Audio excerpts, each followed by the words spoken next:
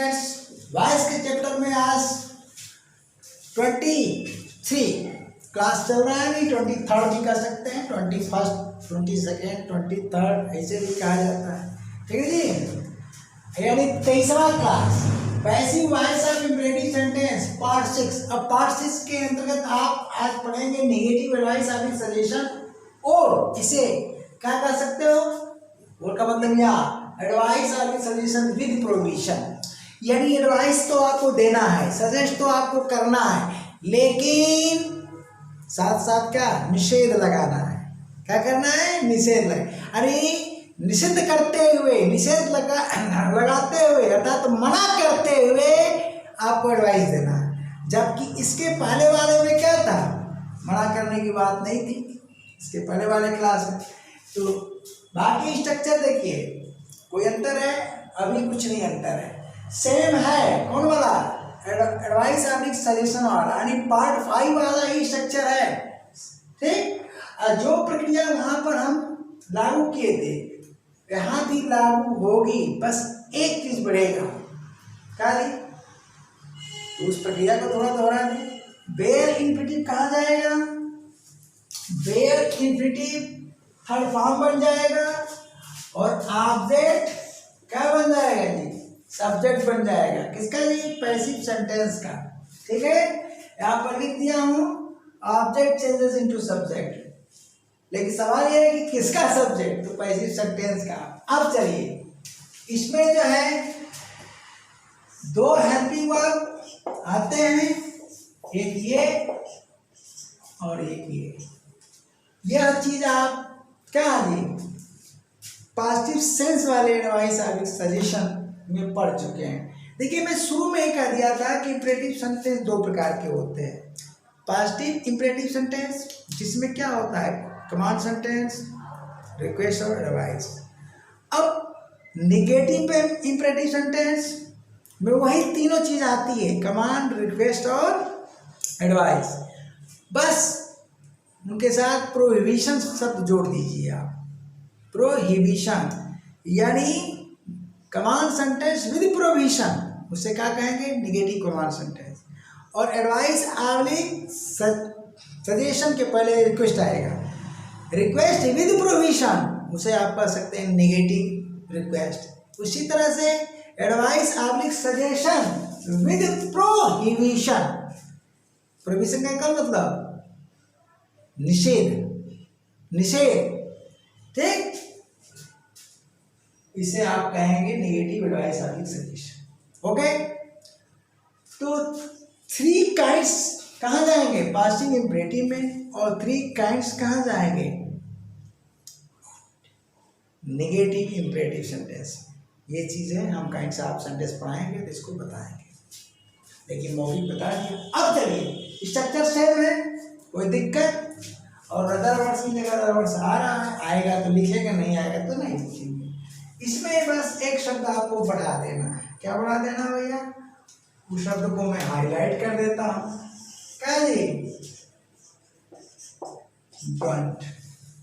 यानी एडवाइस वाले सेंटेंस में अगर आप डोंट लगाते हो तो क्या बन जाएगा, नेगेटिव एडवाइस। इसी तरह से अगर कमांड वाले में डोंट लगाते हो तो नेगेटिव कमांड, रिक्वेस्ट वाले में लगाते हो तो नेगेटिव रिक्वेस्ट। बस हाँ, सेंटेंस का भाव नहीं बदलना चाहिए, ये नहीं उठपटांग चाहे जिस सेंटेंस में आप डोंट लगा दीजिए, ऐसा नहीं होगा। चलो भैया, अब ये डोंट में से टू हटेगा, सिर्फ नॉट आएगा यहाँ पर, क्योंकि मॉडल शुड हमारा हेल्पिंग वर्ब के रूप में लग गया है, और यहाँ पर नॉट का उपयोग हो जाएगा। यानी एक शब्द केवल बढ़ रहा है, क्या जी, adverb of negation not, negative word not, आप नेगेटिव वर्ड को बोलचाल में, ठीक है ना जी। तो ये बढ़ गया। अब सीधे हम एग्जाम्पल पर आते हैं। देखिए आप कहते हो कि हेल्प द पुअर, जैसा कि पहले बताया जा चुका है, बोलो तो क्या है, पॉजिटिव इंपरेटिव सेंटेंस है, यानी एडवाइस ऑफ सजेशन है। अब हम कहते हैं कि डोंट ओप्रेस द पुअर, क्या कहते हैं, यहाँ पर sentence low, don't oppress the poor. वहां क्या था भैया, हेल्प द पुअर या रेस्पेक्ट, भाई गरीबों का आदर भी करना हो सकता है, रेस्पेक्ट द पुअर, कुछ भी हो सकता है। तो अब बताइए वह जो है एडवाइस आप दे रहे हो किसके माध्यम से, पॉजिटिव इंपरेटिव सेंटेंस द्वारा। यहाँ भी एडवाइस का सेंस पॉजिटिव है।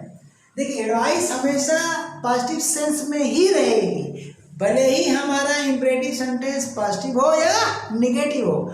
अगर इंपरेटिव सेंटेंस पॉजिटिव है तो उसे एडवाइस और सजेशन कहेंगे। इंपरेटिव सेंटेंस निगेटिव है अर्थात डोंट का प्रयोग है हुआ हो तो उसे आप निगेटिव इंपरेटिव सेंटेंस कहेंगे। बस इतना ही अंतर है। लेकिन एडवाइस तो एडवाइस होगी, पॉजिटिव सेंस में होगी, ठीक ना। अब चलो हम क्या लिखे भाई, मैंने लिखा कि गरीबों का शोषण मत करो। ऑप्रेस का क्या मतलब होता है, शोषण मत करो। तो गरीबों का शोषण मत करो। 3 पार्ट में हमारा ये भाग बट गया। देखिए 1 2 3 4, चौथा पार्ट है, यानी 4th पार्ट नहीं है, अदर वर्ड्स इसमें नहीं है। तो प्लस के साथ आप मैच करा सकते हो, यहाँ प्लस लगा करके। ये ट्रिक होता है। लो भैया हम भी बोल गए ट्रिक। अरे यार ट्रिक क्या होता है, ठीक है ना जी। चलो ट्रिक नहीं ट्रैक होता है, ठीक है। तो ट्रिक से काम चलने वाला नहीं है भैया, ट्रैक पर आओ ना जी। भाई रेलगाड़ी है, उसका इंजन इतना भारी है, ठीक ना। अब चलाने वाला ड्राइवर है, चलाने का ट्रिक तो जानता है, लेकिन उसे क्या है, रोड पे उतार दो यार, यानी रोडवे पे उतार दो। वो तो रेलवे है यानी पटरी का रास्ता। अब रोडवे सड़क मार्ग पे उतार दो, उसका ट्रिक तो सब फेल हो जाएगा। बोलो चलेगी, नहीं चलेगी। बस तो क्या करो, रोडवे से उठा करके रेलवे पर कर दो, ट्रिक काम करेगा, ड्राइवर का नहीं काम करेगा। इसीलिए मैं कहता हूँ नो का जी ट्रिक विदाउट ट्रैक। और क्या बोलना चाहिए तुम लोगों को। अरे भैया क्लास है, हमारा क्लास चलता रहता है। तो अब इसको हम क्या करेंगे, पैसिव में क्या बना देंगे, सब्जेक्ट बना दिया द पुअर। अब हमने क्या किया, शुड नॉट बी, ठीक है ना। अब मीनिंग निकाल लीजिए। मैंने कहा यहाँ पर सलाह क्या दिया, मना करते हुए सलाह। भाई हम कहते हैं गरीबों की मदद करो, तो मना थोड़ा कर रहे हैं, करने की बात कर रहे हैं, पॉजिटिव सेंस में कर रहे हैं, पॉजिटिव इंपरेटिव सेंटेंस हुआ। यहाँ पर हम कह रहे हैं भैया गरीबों का शोषण मत करो, तो एडवाइस तो हमारी पॉजिटिव सेंस में है। बोलिए है कि नहीं, दोनों वाक्यों का सेंस पॉजिटिव है, लेकिन सेंटेंस तो नेगेटिव है ना, अर्थात इंपरेटिव सेंटेंस क्या है, नेगेटिव है। बस इसी अंतर को समझना है। अब वहां मैंने दिया था आपको क्या जी, रेस्पेक्ट वुमेन। अब उसका उल्टा बोल दो। तो दूसरा एग्जांपल हम क्या देने जा रहे हैं, ये देखो। हाँ मीनिंग इसकी क्या होगी, एक्टिव पैसिव में मीनिंग क्या होगी, मैंने मिटा दिया, फिर भी मैं बता दे रहा हूं। गरीबों का शोषण मत करो, गरीबों का शोषण का मत किया जाए कि न किया जाए, न आ जाएगा, मत की जगह न आ जाएगा। गरीबों का शोषण मत करो, तो एक्टिव में मत का प्रयोग करो और पैसिव में न का प्रयोग कर दो, यही अंतर है। एक्टिव में क्या, गरीबों का शोषण मत करो, मत करें, मत कीजिए, 3 तरह का हिंदी बनेगा। लेकिन इंग्लिश में सॉरी पैसिव सेंटेंस में एक ही बनेगा हिंदी में, क्या जी, गरीबों का शोषण न किया जाए। तो आपको नोट करना होगा तो नोट कर लेना, क्योंकि अब हिंदी भी लिखेंगे तो जगह भी चाहिए, टाइम भी चाहिए, दोनों बातें। तो मौखिक बता दिया। अब चलो डोंट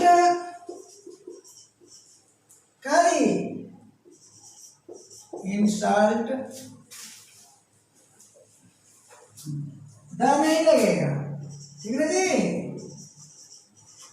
क्योंकि ये मामला का थी जीआर और एसआर का है। जीआर का है जेनेरिक रेफरेंस और एसआर क्या है स्पेसिफिक रेफरेंस। तो थोड़ा आगे का चैप्टर पढ़िए। ये जो है जीआर में है, पूरे क्या है, पूरे औरत जात को डिनोट कर रहा है, इसलिए कोई आर्टिकल नहीं लेगा भाई। ए एन तो लगना ही नहीं है क्योंकि ये प्लूरल है। अब द भी नहीं लगेगा। तो थोड़ा आर्टिकल का चैप्टर पढ़कर क्लियर करिए। तो क्या हो गया भैया, ये देख लिए, इसको हम कहाँ ले आए, बोलिए, यहाँ ले आए। Women should not be insulted. अब इसकी मीनिंग क्या है, कहा जी, औरतों का अनादर मत करो, औरतों का अनादर मत करें या मत कीजिए। अब पैसिव क्या बनेगा, औरतों का अनादर ना किया जाए। तो यही है। अब जो है आप इम्परेटिव सेंटेंस देखिए, ये जो 3 काइंड्स पॉजिटिव में और 3 काइंड्स हमने नेगेटिव बताया, तो कंटिन्यू बता दिया। जैसे हमने कमांड सेंटेंस बताया तो वहीं पर उसका नेगेटिव बता दिया, रिक्वेस्ट बताया तो नेगेटिव बता दिया, एडवाइस बताया तो नेगेटिव बता दिया। तो कुल कितने काइंड्स हो गए, 6। अब आगे की क्लास में imperative sentence with intransitive verb में पढ़ाऊंगा तुरंत, तब लास्ट में लेट वाला पढ़ाऊंगा। क्यों, अभी तक जो आप 6 काइंड्स पढ़े हो, कौन, 3 पॉजिटिव इम्परेटिव सेंटेंस और 3 नेगेटिव सेंटेंस ट्रांसिटिव वर्ब के साथ पढ़े हो। अब इनको मैं इंट्रांसिटिव वर्ब के साथ पढ़ाऊंगा आपको, ठीक ना, यानी वहां पर ऑब्जेक्ट की जरूरत नहीं पड़ेगी। तो जो काइंड्स यहाँ हैं 3 पॉजिटिव और 3 नेगेटिव, वही वहाँ भी रहेंगे, बस फर्क एक चीज का होगा, ऑब्जेक्ट नहीं लगेगा। यानी क्रिया क्या हो जाएगी, जो आपकी है, कहाँ गया जी, ये ट्रांसिटिव है, यहाँ हम क्या कर देंगे, इंट्रांसिटिव वर्ब का प्रयोग कर देंगे। तो जब इंट्रांसिटिव वर्ब का प्रयोग कर देंगे तो यहाँ ऑब्जेक्ट नहीं आएगा। हाँ, अदर वर्ड्स आ सकता है, अदर वर्ड्स आ सकता है, बस इतना ही छोटा सा अंतर रहेगा। तो उसको समझने के लिए आप क्या करोगे, इधर का जितने काइंड्स हैं पढ़ जाओगे। तो रिपीट तो मैं करता रहता हूँ क्योंकि सीक्वेंस में चलता है, ऑफलाइन वाला सिस्टम है, तो पीछे की चीज़ मैं रिपीट करता रहता हूँ, लेकिन अब पूरा थोड़े करूँगा रिपीट, ठीक है ना। लिंक केवल बनाऊँगा, इसके लिए आप प्ले लिस्ट में जाइए और पढ़िए बढ़िया से। तो अगले क्लास तक के लिए भैया tata bye bye, thank you.